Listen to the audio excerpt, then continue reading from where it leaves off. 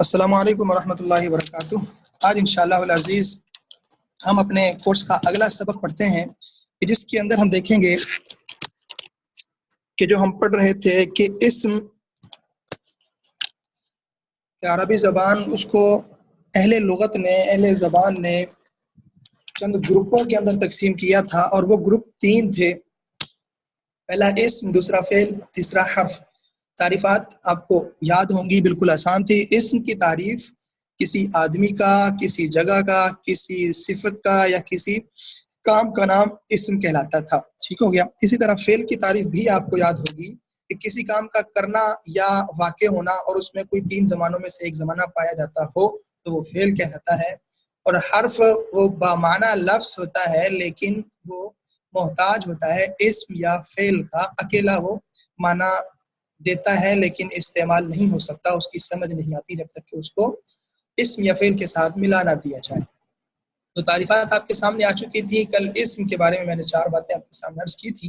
یہ جو 4 باتیں اسم کی آپ کو سیکھنا ہوں گی، تب جا کے آپ اسم کو صحیح طرح سے سمجھ سکیں گے، ورنہ اسم کی آپ کو سمجھ نہیں آئے گی کہ یہ یہاں پر کیا ہے اور کیا نہیں ہے۔ تو وہ میں نے کل 4 باتیں کہ مذکر مؤنث ہونا، اس کو ہم نے کہا جنس کے تحت پڑھیں گے، اور یعنی اسم کی جنس معلوم ہو، اسم کا عدد معلوم ہو، اسم کا عموم اور خصوص معلوم ہو، اور اسم کا اعراب معلوم ہو۔ یہ 4 چیزیں اگر ہمیں پتہ ہوں گی تو پھر ہم صحیح عربی لکھیں گے بھی، بولیں گے بھی، سمجھیں گے بھی۔ اگر یہ 4 چیزیں ہمیں اسم کی معلوم نہیں ہوں گی تو ہم غلطیاں کریں گے، اور وہ غلطیاں کیسی ہوں گی میں آپ کے سامنے 1 منٹ اس کی کچھ مثال رکھتا ہوں۔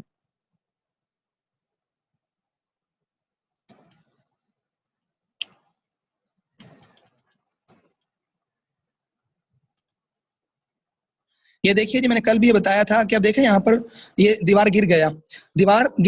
اب یہاں پر دیکھیں یہ اصل تھا کہ دیوار گر گئی، لیکن اب ہمیں پتہ نہیں تھا کہ دیوار مذکر ہے مؤنث، تو اس وجہ سے غلطی کر دی کہ مؤنث کو مذکر پڑھ دیا، ہم نے کہا دیوار گر گیا۔ اگر پتہ ہوتا تو ہم کہتے دیوار گر گئی، ٹھیک ہوگا۔ اسی طرح دیکھیے اگر ہمیں جو نا واحد اور جمع کا پتہ نہیں ہوگا کہ واحد 1 کے لیے، 2 کے لیے، زیادہ کے لیے، تو تب بھی ہم غلطی کریں گے۔ ہم نے کہا دیوار گر گئی، حالانکہ دیوار تو مفرد ہے، صحیح ہے، لیکن آپ نے گئی کا لفظ یعنی جمع بولا۔ اب آپ کو پتہ نہیں تھا کہ جی دیوار یہاں پہ مفرد ہے یا جو ہے نا وہ جمع ہے، تو اس وجہ سے آپ نے یہ بھی غلطی کی، دیوار گر گئی، حالانکہ دیوار گر گئی ہوتا ہے۔ تو اگر آپ نے اس جمع ہی کہنا ہے تو آپ کہیں گے دیواریں گر گئیں، آپ یہاں پہ جمع لائیں گے، لیکن آپ کو پتہ نہیں تھا، آپ نے دیوار گر گئی کہہ دیا، یہ جمع کی غلطی ہے، کیونکہ آپ کو پتہ ہی نہیں تھا اس چیز کا۔ تو اس لیے ہمیں اسم کی بھی واحد، مثنیٰ اور جمع کا پتہ ہونا ضروری تھا، مذکر مؤنث کا پتہ ہونا ضروری تھا، عام خاص کا بھی پتہ ہونا ضروری ہے کہ یہ سب کے لیے بولا جا رہا ہے یا کسی خاص آدمی کے لیے بولا جا رہا ہے، جیسا کہ میں نے وہ کلاس والی مثال دی تھی، ٹھیک ہو گیا جی۔ باقی اعراب ہیں، اعراب کہتے کسے ہیں جی؟ فی الحال آپ یہ تعریف یاد رکھیں کہ اعراب کہتے کسے ہیں، ٹھیک ہے، باقی ہم تفصیل سے اس کو آگے دیکھیں گے۔ اعراب کہتے ہیں کہ معنی کی تبدیلی کے بغیر اسم کی حالت تبدیل ہو جائے تو وہ کہلاتا ہے اعراب۔ مثال کے طور پہ دیکھیے میں آپ کو اس کی مثال دیتا ہوں۔ آپ جب کلمہ پڑھتے ہیں تو آپ کہتے ہیں لا الہ الا اللہ محمد الرسول اللہ۔ آپ نے کہا یہاں پہ محمد الرسول اللہ، یعنی محمد کے اوپر آپ نے آخر میں 2 پیش پڑھے، محمد الرسول اللہ، ٹھیک ہو گیا جی۔ اسی طرح اگر آپ اذان کے اندر دیکھیں تو وہاں پر آپ پڑھتے ہیں اشہد ان محمدن، ٹھیک ہے، اشہد ان محمد رسول اللہ، یہاں پر آپ نے محمد کے آخر میں 2 زبر پڑھے۔ اسی طرح آپ آ جائیے جی اپنا درود شریف کے اندر، اللہم صلی علی محمدین، تو یہاں پر دیکھیے آپ نے محمد کے اوپر کے نیچے آپ نے 2 زیر پڑھے۔ تو اب کلمے کے اندر آپ نے محمدن پڑھا، اذان میں آپ نے محمدن پڑھا، اور نماز میں درود شریف میں آپ نے محمدین پڑھا، لیکن معنی اس کا محمد ہی رہا، معنی اس کا تبدیل نہیں ہوا، حالتیں تبدیل ہو گئی۔ تو یہی اعراب ہوتا ہے، ٹھیک ہے جی، کہ معنی نہیں بدلتا، ہاں اسم کی حالت بدلتی رہتی ہے، اور حالت بدلنے کے لحاظ سے پھر اس کا ترجمہ بھی بدل جاتا ہے کہ بسا اوقات ایک حالت کام جس پر کیا جا رہا ہے اس کے بارے میں ہوگی، اور کبھی وہ متعلق ہوگا۔ تو خیر یہ باتیں انشاءاللہ آگے آ جائیں گی۔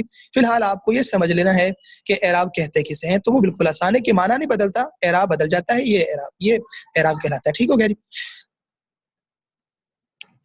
बहरहाल ये हम तफसील से इंशाल्लाह जब एराब हम पढ़ेंगे तो वहाँ पर इसको तफसील से देखेंगे। फिलहाल हम पढ़ते हैं जी, हमने कहा था कि इस्म के बारे में हमें 4 चीज़ों का इल्म होना ज़रूरी है, तब जाकर हमें इस्म को तब जाकर हम इस्म को सही इस्तेमाल कर सकते हैं, बोल सकते हैं, लिख सकते हैं, मज़मून बना सकते हैं, कुरान पाक और अहादीस को समझ सकते हैं। अगर हमें कुरान पाक के अंदर कोई लफ्ज़ इस्म आ गया और हमें उसके बारे में ये 4 चीज़ें इल्म में नहीं है, तो हम गलती करेंगे। हम वही गलती होगी, मुज़क्कर को मुअन्नस पढ़ेंगे, वाहिद मुसन्ना जमा का पता नहीं होगा तो वाहिद को जमा बना देंगे, जमा को वाहिद बना देंगे, एक को 2 बना देंगे, जब पता ही नहीं है। इसी तरह कोई खास होगा तो उसको आम बना देंगे, आम होगा तो खास बना देंगे। एराब किसी के ऊपर 2 ज़बर होंगे, हम उस पे ज़ेर लगा देंगे, ज़ेर होंगे तो हम पेश लगा देंगे, क्योंकि पता ही नहीं है। तो पता चलना ज़रूरी है, तब जाकर हमें कुरान पाक में जो लफ्ज़, जो इस्म जैसे होगा हम उसको फ़ौरन समझ जाएँगे ये क्या है।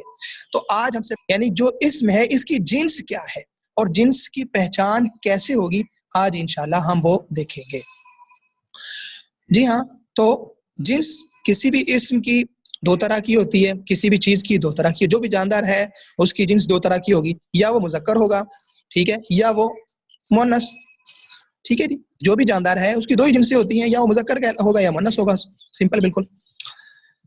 अच्छा, अब अगली बात देखिए, हम यहाँ पर एक चीज़ को समझ लेते हैं तो दूसरी चीज़ का समझना हमारे लिए बिल्कुल आसान हो जाएगा।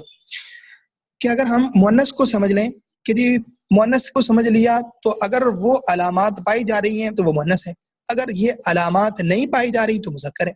इसलिए दोनों को अलग से समझने की ज़रूरत नहीं है, दोनों की अलग-अलग से पहचान करने की ज़रूरत नहीं है। हम सिर्फ एक मुअन्नस को समझ लेते हैं, बाकी मुज़क्कर हमें खुद ब खुद समझ आ जाएगा। अच्छा जी, जिन्स 2 तरह की होती है, मुज़क्कर मुअन्नस। हम मुअन्नस को पढ़ते हैं जी, मुअन्नस की पहचान कैसे होगी, मुअन्नस क्या-क्या चीज़ें होती हैं। तो सबसे पहले देखिए जी, मुअन्नस की पहली किस्म वो है हकीकी। क्या मतलब हकीकी का?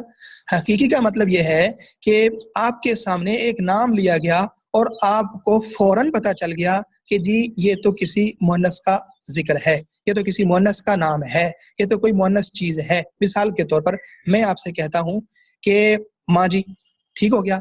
माँ मैंने कहा, आपको किसी किस्म का तरद्दुद नहीं है, आपको कोई अलामत नहीं चाहिए, आप फ़ौरन समझ जाएँगे जब इसने कहा है कि माँ तो मुअन्नस होती है, ठीक है? मैंने कहा बहन, आपको फ़ौरन पता चल जाएगा, यहाँ पे किसी अलामत की ज़रूरत नहीं है कि जी ये तो मुअन्नस है, ठीक है? इस तरह जो ना खाला, फूफी, फलाँ जितनी जो ना वो मुअन्नस रिश्तेदार हैं, सबको अगर आप जैसे अब हफ्सा, ज़ैनब, आयशा, जो है ना इस तरह से कोई भी आपके सामने किसी मुअन्नस का नाम आता है, तो आपको वहाँ पे उसकी कोई अलामत की ज़रूरत नहीं पड़ती, बल्कि जैसे ही आपने नाम सुना, आप फ़ौरन समझ जाते हैं जी ये तो अपना औरत है, ये तो मुअन्नस है। तो वो होता है मुअन्नस हकीकी, कि जिसको सुनते साथ ही फ़ौरन हमारे ज़हन में आ जाए कि ये मुअन्नस है। ज़ाहिर बात है, अगर आपके सामने कहा जाए बहन, तो आप ये तो नहीं कहेंगे कि यहाँ पे कोई आदमी मुराद है, आप यही कहेंगे कि बहन है तो मुअन्नस ही है, ठीक है? तो ये होता है हकीकी, कि जैसे ही आपने सुना, फ़ौरन आप समझ गए कि इससे मुराद मुअन्नस है। तो मुअन्नस की पहली किस्म हकीकी, बिल्कुल आसान, सुनते साथ जिसका पता चल जाए कि ये मुअन्नस है, वो हकीकी कहलाता है। आगे चलिए जी, नंबर 2, गैर हकीकी। मुअन्नस की दूसरी किस्म है जी गैर हकीकी। गैर हकीकी वो होता है जिसको सुनते साथ ही, जिसको देखते साथ ही पता नहीं चलती है, तब हमें पता चलता है। ठीक होगी बात? कोई अलामत देखेंगे या कोई उसके बारे में कुछ कायदा देखेंगे, हमें तब उसके बारे में इल्म होगा। बहरहाल हकीकी क्या था जी? जिसको देखते साथ ही पता चल जाता है। तो हकीकी की बात तो बिल्कुल क्लियर है, उसके बारे में मज़ीद वज़ाहत करने की शायद ज़रूरत नहीं है।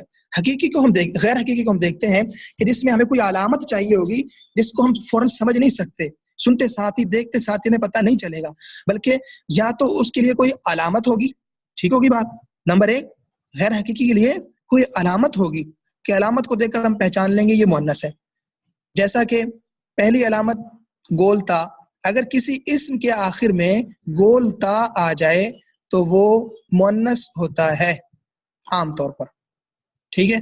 देखिए, मैंने पहले आपसे अर्ज़ किया था कि कोई भी ज़बान बोली पहले जाती है, उसके कवायद बाद में मुरत्तब किए जाते हैं। तो अब जब बाद में कवायद मुरत्तब किए जाते हैं, तो ये बात ऐन मुमकिन है कि जो ज़बान पहले बोली जा चुकी है, आपने कवायद बाद में बनाए हैं, तो कुछ अल्फ़ाज़ को इस्तिस्ना हासिल होता है, यानी वो उस कायदे के तहत जमते ही नहीं है, उस कायदे के तहत आते ही नहीं है। बहुत सारी चीज़ें ऐसी जो है ना वो आपको मिल जाती हैं कि जी कायदा तो ये है, लेकिन ये कायदे के खिलाफ है, यानी ये बस جو ہے نا اس کو ایسے پڑھنا پڑے گا. تو بہرحال اسی طرح سے عربی زبان میں بھی آپ کو کچھ چیزیں ایسی ملیں گی کہ اس کے اوپر علامت تو آپ کو نظر آ رہی ہوگی لیکن اس کے باوجود وہ مؤنث نہیں ہوگا. ٹھیک ہے, تو وہ قاعدے سے اس کو استثناء حاصل ہوگا ہر زبان کی طرح, جیسا کہ ہر زبان میں ہر زبان کے ہر قاعدے میں کسی نہ کسی چیز کو کچھ استثناء حاصل ہوتا ہے کہ جی یہ اس قاعدے میں بات نہیں آتی بس. تو اسی طرح عربی میں بھی کچھ الفاظ کو استثناء حاصل ہوگا قاعدے سے. قاعدہ یہی ہے کہ اگر اسم کے آخر میں تا آ جائے تو وہ مؤنث ہوتا ہے, یہ مؤنث کی علامت ہے. لیکن اگر آپ دیکھیں طلحہ, یہ دیکھیں مذکر کا نام ہے, اسامہ یہ بھی مذکر کا نام ہے لیکن یہ مؤنث نہیں ہے, لیکن ان کے آخر میں تا تو ہے. لیکن آپ جیسے میں نے بھی بتا دیا کہ آپ اس طرح کے جو مذکر ناموں کے آخر میں اگر آپ کو کوئی تا نظر آ رہی ہے تو آپ اس کو قاعدے سے استثناء دے دیں. ٹھیک ہوگی بات. باقی قاعدہ یہی ہے کہ آخر میں تا جس کے بھی جس اسم کے آخر میں آئے گی وہ مؤنث ہوگا. باقی جو چند اس طرح کے آپ کو مذکر نظر آئیں تو آپ ان کو استثناء کر لیں, یہ کوئی عام بات نہیں ہے, ہر زبان میں ایسا آپ دیکھتے پڑھتے سنتے آئے ہیں. پہلی علامت ہم نے کیا پڑھ لی جی؟ گولتا. دوسری علامت الف تانیث. الف تانیث یعنی اگر کسی اسم کے آخر میں الف تانیث آ جائے تو وہ بھی مؤنث ہوتا ہے. وہ بھی کیا ہوتا ہے جی؟ مؤنث ہوتا ہے. اچھا جی, اب الف تانیث ہوتا کیا ہے اور اس کی مثالیں کیا ہیں؟ ایسی گولتا ہے, اس کی مثالیں کیا ہیں؟ تو انشاءاللہ ہم یہ آگے چل کر دیکھیں گے. فی الحال آپ اس چیز کو صرف نوٹ کریں گے, یاد کریں گے, ذہن کے اندر بٹھائیں گے. یہ غیر حقیقی کی علامت مؤنث کو اگر ہم نے پہچانا اور غیر حقیقی حقیقی تو پتہ چل گیا نا فوراً ہی, غیر حقیقی کو پتہ نہیں چلتا تو اس میں ہمیں علامت دیکھنی پڑے گی. تو ایک علامت گولتا ہے اور دوسری علامت الف تا ہے, الف تانیث والی ہے. اب یہ کیا ہوتی ہے, اس کی مثالیں کیا ہیں, آگے چل کے دیکھیں گے. دوسرے نمبر پر آ جاتے ہیں جی غیر حقیقی کی. ایک تو ہم نے پڑھ لیا علامات. نمبر 2 علامت نہیں ہوگی بلکہ سمائی ہوگا. سمائی کا کیا مطلب کہ جی آپ نے عربوں سے سنا, ظاہری بات ہے وہ اہل زبان ہے, وہ ان کی یہ زبان ہے, جیسا وہ پڑھیں گے ہمیں ویسا ماننا پڑے گا. ٹھیک ہے, تو اب نہ تو حقیقی ہے نہ کوئی اس کے اوپر علامت ہے, لیکن اس کے باوجود اس کو عرب کسی لفظ کو عرب مؤنث پڑھیں, ٹھیک ہے, تو ہم بھی اس کو مؤنث پڑھنے پر مجبور ہوں گے. ٹھیک ہے جی, یعنی کہ جو عربوں سے سنا ویسا ہمیں پڑھنا پڑے گا, تو وہ مؤنث کہلاتا ہے سمائی. سمائی کتنے ہیں؟ وہ چند ہیں صرف, اس لیے آپ کو کوئی پریشانی نہیں ہوگی ان کو یاد کرنے میں. سمجھے بات کو؟ تو امید ہے کہ آپ کو بات سمجھ آ رہی ہوگی. سمائی کہتے ہیں کہ جو بس سنتے سناتے چلے آ رہے ہیں, وہ اہل زبان ہے, جو وہ کہہ دیں گے ہمیں کرنا پڑے گا بھائی, کیونکہ ہماری زبان تو نہیں ہے نا, یہ ہم تو زبان سیکھ رہے ہیں, اور جن کی زبان ہے ان کے جو قواعد ہیں ان کو ماننا پڑے گا. اگر علامت نظر آ رہی ہے تو ٹھیک ہو گیا, اگر علامت نظر نہیں آ رہی تو پھر ہم دیکھیں گے کیا یہ عربوں سے اسی طرح چلتے چلاتے تو نہیں آ رہا کہ وہ مؤنث ہی بولتے ہوں, اس کو سمائی تو نہیں ہے. ٹھیک ہے جی, سمائی کیا کیا ہوتے ہیں اس کو ہم دیکھ لیتے ہیں. سمائی میں سب سے پہلے آگ کے نام. سمجھ آ گئی بات؟ آگ کے جو نام ہیں ان کو عرب لوگ مؤنث بولتے ہیں. ٹھیک ہو گئی بات؟ آگ کے جتنے بھی نام ہیں ان کو عرب لوگ اپنا مؤنث بولتے ہیں. اب وہ کیا کیا نام ہیں, ٹھیک ہے, وہ انشاءاللہ ترتیب سے جب ہم آگے چلیں گے تو میں ہمارے سامنے آ جائیں گے. میں اس کو مزید آپ کے سامنے مشکل نہیں کرنا چاہتا. آگ کے نام ویسے جیسے ہم اردو کے اندر کہتے ہیں کہ جی جو آگ شعلے مار رہی ہے, آگ جو نا وہ انگارے ہیں, آگ ٹھنڈی ہے, فلاں فلاں, مطلب کہ حلق وہ دھیمی ہو چکی ہے. اس طرح سے جو مختلف حیات ہوتی ہیں, اس کی شکلیں ہوتی ہیں, تو اس کو عرب الگ نام دے سکتے ہیں, تو وہ سارے کے سارے ہی مؤنث ہوتے ہیں. ٹھیک ہوگی بات؟ اگر آپ کو آگ کا نام کہیں پر بھی نظر آئے آپ فوراً سمجھ جائیں گے جی یہ مؤنث ہے. نمبر 2 سمائی کیا کہلائے گا جی عربوں کے ہاں؟ ہواؤں کے نام. ہواؤں کے نام بھی عرب لوگ مؤنث شمار کرتے ہیں. جیسے ہم اپنے اردو میں کہتے ہیں نا کہ جی باد صبا اور نسیم, آندھی, طوفان اور اس طرح دیگر.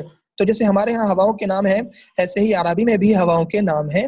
تو تمام کے تمام ہواؤں کے نام مؤنث ہوتے ہیں. جہاں پر بھی آپ کو ہواؤں کے نام نظر آئیں آپ کو فوراً پتہ چل جانا چاہیے کہ جناب یہ بھی مؤنث ہے.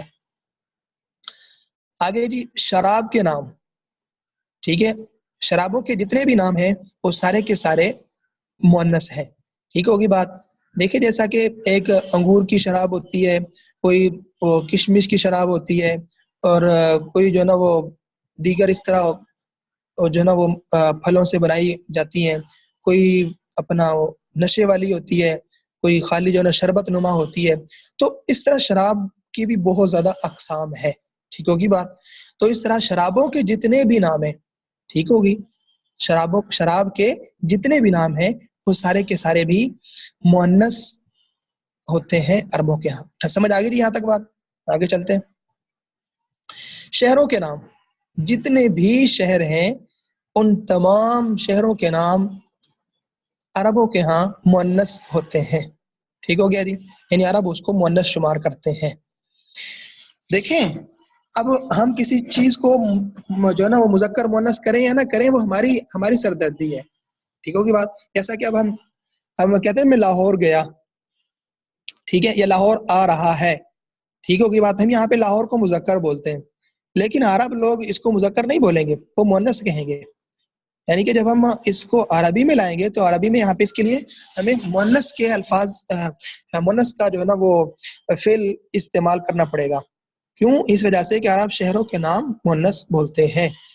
لیکن جو اردو میں یہ، کیونکہ اردو عربی ایک الگ زبان ہے، جس کو ہم اردو میں مؤنث بولتے ہیں عربی میں بھی وہ مؤنث ہو، ایسا ضروری تو نہیں ہے. کیونکہ عربی میں تو مؤنث وہ ہوگا جس میں یہ علامت ہوگی، یا تو حقیقی مؤنث ہو یا غیر حقیقی ہو. غیر حقیقی ہو تو اس میں علامت ہونی چاہیے، یا تو گولتا ہو یا الف تانیث والا ہو. اگر ایسا نہیں ہے تو پھر سمائی ہونا چاہیے، یعنی عربوں سے سنا ہوا ہو، یعنی آگ کے نام ہو، ہواؤں کے نام ہو، شراب کے نام ہو، شہروں کے نام ہو. تو بس یہ جی بات ہے کہ جی شہروں کے نام مؤنث ہوتے ہیں. باقی پھر وہی بات، پھر دوبارہ وہی بات کہ جی کچھ چیزوں کو عرب لوگ خود اگر استثناء کر دیں تو وہ ان کی سردرد ہے.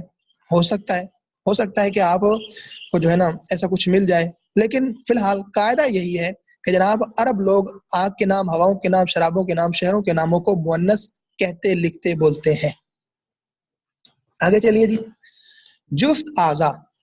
جفت اعضاء جتنے بھی ہیں، جفت اعضاء یعنی دو اعضاء، جیسے 2 ہاتھ، 2 کان، 2 آنکھیں، اور اسی طرح 2 پاؤں، اور اسی طرح کیا ہوتا ہے 2 کان. تو جو ہمارے جفت اعضاء ہیں ان کو بھی عرب لوگ مؤنث بولتے ہیں. ید عربی میں ہاتھ کو کہتے ہیں، ٹھیک ہے. رج، عین، اذن، تو یہ ہمارے ہاتھ، کان، ناک کو عربی میں بولا جاتا ہے. تو یہ جو جفت اعضاء ہیں یہ آپ کو کہیں پر بھی قرآن پاک، احادیث یا کہیں عربی لکھی ہوئی تحریر میں نظر آئے تو آپ کو فوراً پتہ چل جانا چاہیے کہ جناب یہ جفت اعضاء بھی عربوں کے ہاں مؤنث ہوتے ہیں. ٹھیک ہو گیا جی. تو یہ تھے جی ہمارے سامنے اپنا مؤنث. لہذا جہاں پر ہمیں یہ چیزیں نظر آ رہی ہوں، یا حقیقی مؤنث یا غیر حقیقی میں علامتی ہوگا یا سمائی ہوگا. بس یہ چیزیں اگر ہمیں کسی اسم میں نظر آ رہی ہوں، یعنی کوئی اسم اگر اس کے آخر میں گولتا ہو، یا اس کے آخر میں الف تانیث ہو، یا آگ کا کوئی نام ہو، یا ہواؤں کا کوئی نام ہو، یا شرابوں کا کوئی نام ہو، یا شہروں کا کوئی نام ہو، یا کوئی جفت اعضاء میں سے کوئی ایک ہو، یا حقیقی مؤنث ہو، تو وہ والا تو کہلائے گا مؤنث. اگر ایسا نہیں ہے، ان میں سے کچھ بھی کسی کے اندر نہیں پایا جا رہا، سمپل سی بات ہوگی کہ وہ ہو گیا مذکر. جب یہ علامت ہے اس کسی میں نہیں ہے تو وہ مذکر ہوگا. سمجھ آ گئی تھی بات یہاں تک؟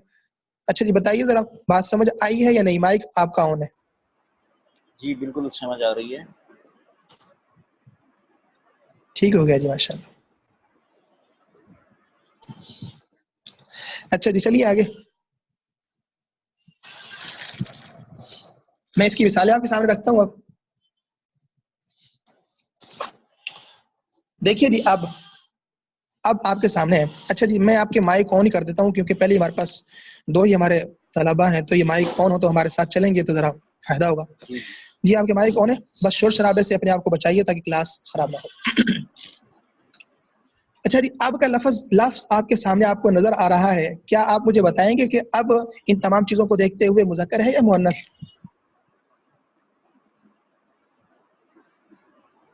نہیں سمجھ نہیں آیا. اب کا معنی ہوتا ہے والد، ٹھیک ہے، والد صاحب.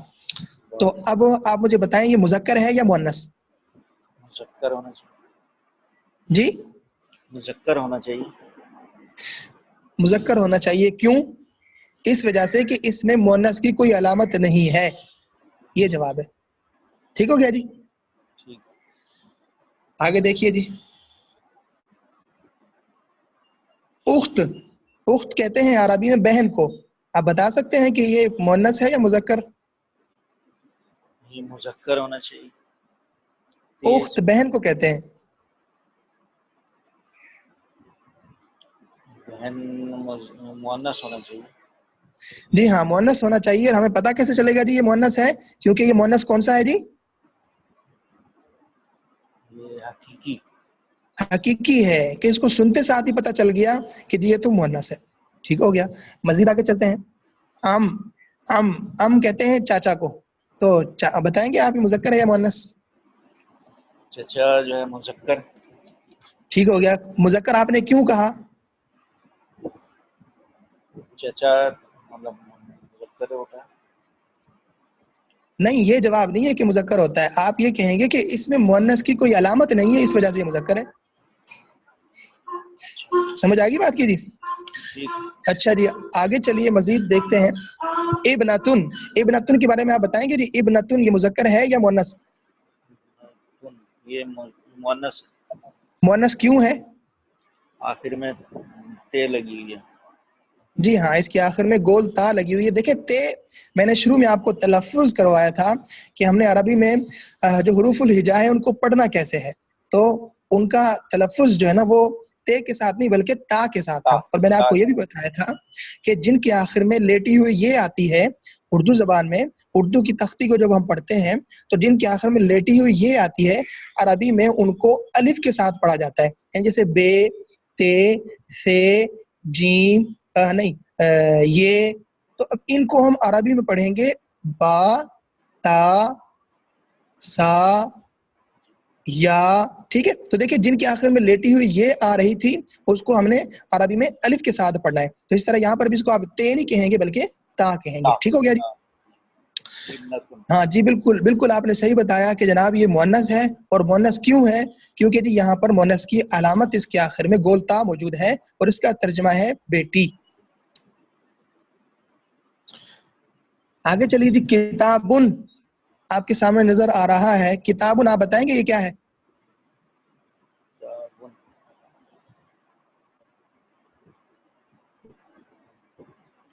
نہیں یہ سمجھ میں نہیں آیا. آپ دیکھیں نا، آپ یہاں پہ دیکھیں کتابن میں کوئی مؤنث کی علامت نظر آ رہی ہے آپ کو؟ نہیں. جب کوئی علامت نہیں ہے تو آپ دھڑلے سے کہیں نا پھر کہ یہ مذکر ہے. میں آپ سے پوچھوں گا مذکر کیوں ہے، آپ فوراً جواب دیں جی کیونکہ مؤنث کی علامت نہیں ہے اس میں. ٹھیک ہو گیا نا؟ ٹھیک ہے. مجھے اچھا غلام مصطفیٰ صاحب اب آپ جواب دیں گے. سن رہے ہیں نا آپ؟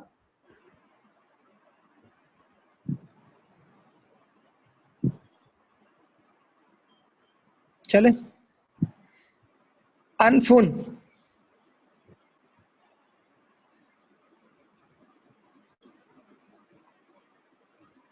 اسی طرح لسان.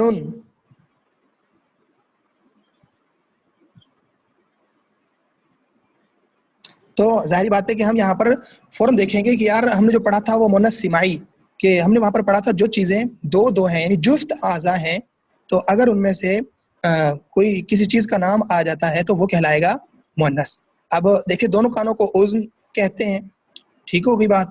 اور آنکھ ہے اس کو انفن کہتے ہیں. تو انف جو ناک ہے یہ دو ہوتی ہے یا ایک ہی ہوتی ہے؟ ٹھیک ہوتی ہے. جی ہاں. تو اس سے بھی ہمیں بس جو ہے نا واضح سمجھ آ جائے گا کہ جناب یہاں پر مؤنث کی کوئی علامت جب نہیں پائی جا رہی تو مؤنث نہیں ہوگا، اگر پائی جا رہی ہے تو ٹھیک ہے مؤنث مانیں گے اس کو. اس طرح لسان، اللسان کہتے ہیں زبان کو. تو اب اس میں ہم دیکھیں کیا یہاں پر ہمیں اس میں کوئی مؤنث کی علامت نظر آ رہی ہے؟ نہیں. جی ہاں. دیکھیے ہم اپنی اردو زبان کے اندر لسان کو ہم زبان کو ہم جو ہے نا مؤنث بولتے ہیں کہ جی میری زبان جل گئی ہے، میری زبان جو ہے نا فلاں فلاں. تو ہم اردو میں اس کو مذکر بولتے ہیں. لیکن عربی کے اندر ہمیں جو ہے نا وہ مؤنث مذکر یہاں پہ مؤنث کی علامات دیکھنی ہوگی. اگر ہیں تو ٹھیک ہو گیا ہم مؤنث بولیں گے، اگر نہیں ہے تو پھر مذکر ہے. تو یہاں پہ ہمیں جو ہے نا مؤنث کی اگر کوئی علامت نظر نہیں آ رہی صاف سی بات ہے ہم اس کو مذکر کہیں گے اور مذکر کے مطابق ہی اس کو لائیں گے. حمزہ، ٹھیک ہو گیا جی. حمزہ میں نے بھی آپ کو بتایا تھا کہ ویسے تو قاعدہ یہ ہے کہ آپ دیکھیں گے جناب غیر حقیقی میں علامت اگر ہم دیکھیں تو اس کے آخر میں گول تا موجود ہے، اس لحاظ سے تو یہ جو ہے نا مؤنث ہونا چاہیے. فی الحال آپ یہی کہیں گے کہ جناب یہ مؤنث ہے، کیوں؟ اس کے آخر میں گول تا ہے. ٹھیک ہوگی بات. لیکن پہلے میں آپ کو بتا چکا ہوں کہ کچھ الفاظ کو قاعدے سے استثناء حاصل ہوتا ہے، تو آپ جیسے یہ حمزہ، اسامہ اور اس طرح دیگر الفاظ ان کو آپ قاعدے سے استثناء دے دیں. اسی طرح جی مفتاح، ٹھیک ہو گیا. اب یہاں پر بھی ہم دیکھیں کہ جناب مفتاح، اب نہ تو یہ مؤنث حقیقی ہے کہ سنتے ساتھ ہی پتہ چل جائے، غیر حقیقی میں دیکھا تو نہ اس کے اوپر کوئی علامت نظر آ رہی ہے، ٹھیک ہے، اور نہ یہ آگ کا نام ہے، نہ ہوا کا نام ہے، نہ شراب کا نام ہے، نہ شہر کا نام ہے، نہ کوئی جفت اعضاء میں سے کوئی ایک ہے، تو ہمیں فوراً پتہ چل جائے گا کہ جناب مفتاح یہ مؤنث نہیں ہے. ٹھیک ہو گیا جی. ایسے ہی مکہ، مکہ، تب اس کا تو ہمیں یہ پہلی بات تو یہ کہ شہر کا نام بھی ہے اور ساتھ میں اس میں علامت بھی ہے، تو اس لیے ہمیں واضح طور پہ پتہ چل جائے گا کہ یہ مؤنث ہی ہوگا. اسی طرح جی قلم، بتائیں گے کیا ہے؟ مذکر ہے. جی کیوں مذکر ہے؟ اس میں کوئی مؤنث کی نشان نہیں ہے. جی ہاں، مؤنث کی کوئی اس میں علامت نہیں ہے، بالکل ٹھیک ہو گیا. اسی طرح جی کرسی، یہاں پر بھی آپ دیکھیں تو کوئی علامت اگر آپ کو نہیں ملتی تو یہ اپنا مذکر کہلائے گا ورنہ مؤنث کہلائے گا. اچھا جی.